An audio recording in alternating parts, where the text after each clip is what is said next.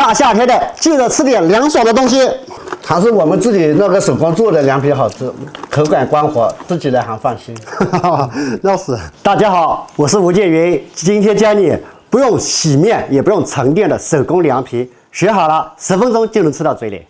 准备一个器具，在里面加上半斤面粉，记住这个配比啊，再加上1/3的淀粉，10个勺子的话2勺就差不多了。碗中再加入一点点盐，再加水给它搅揉均匀。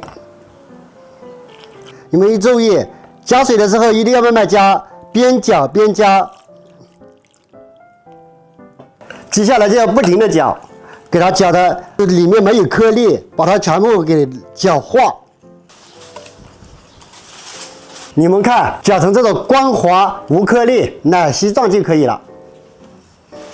接下来我们准备一个大一点的铁盆子，这边再准备一盆冷水，把这个调好的面浆均匀的倒在这个铁盆子里，再给它晃一下。你看，像我这样，它整个铺满盘子的盘底了。接下来给它放入烧开的热水中，先烫一下，盖上锅盖，给它焖个2分钟。时间到了，我们打开看一下，哇，真漂亮！凉皮完美的状态已经呈现出来了，接下来把它捞出来，放入凉水里面。你看，它们的边上皮都展开了，这波一定要慢一点，沿着盘子的边给它弄起来。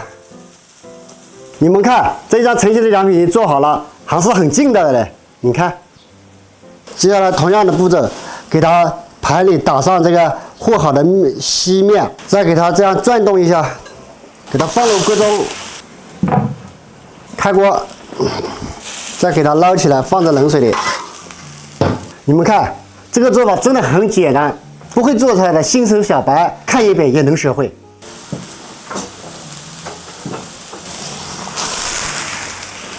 最后一个出锅，凉皮已经做好了，接下来拌好它，好吃才是关键。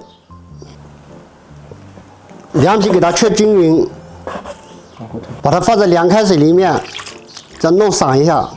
你们在家做的话，如果凉皮弄好了之后，尽量刷一点油，它就不会粘一点。接下来我们调个料汁，碗中放入蒜末，再加入盐、鸡精、味极鲜，再加入白醋，再放点温水给它化开。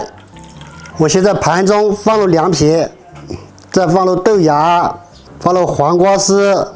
放入胡萝卜丝，再把调好的料放1勺进去，再淋上一层灵魂辣椒油，再放入葱花，给它搅拌均匀，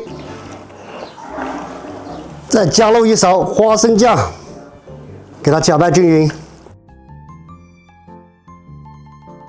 这一道手工凉皮就做好了。来，大哥，你也来尝一下。我在边上看着想吃了喂，尝尝看吧，怎么样？我没尝过呀，还没尝过啊？我还没尝过。